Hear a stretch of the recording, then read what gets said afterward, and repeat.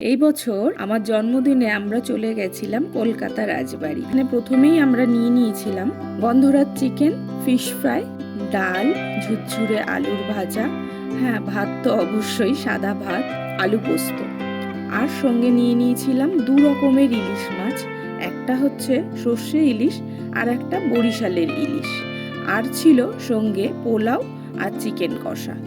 আর আমরা নিয়েছিলাম স্পেশাল কচু পাতায় চিংড়ি।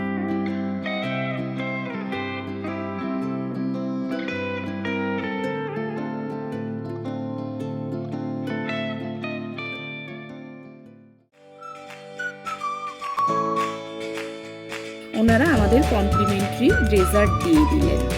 খাবারগুলো ছিল অসাধারণ, ভীষণ সুন্দর। খাওয়া দাওয়া শেষ করে আমরা বেরিয়ে পড়লাম একটু হাতিবাগানের মার্কেটে কেনাকাটা করতে।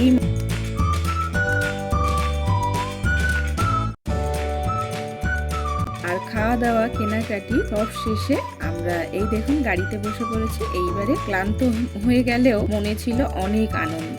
এই দিনটা থাকুক এইভাবেই মনে। আর আজকের ভিডিওটা এই পর্যন্ত। ভিডিওটা ভালো লাগলে আমাকে অবশ্যই একটা লাইক দিয়ে যাবে আর কমেন্টে বলবেন জন্মদিনে আপনারা কিভাবে সেলিব্রেট করেন আপনাদের স্পেশাল দিন।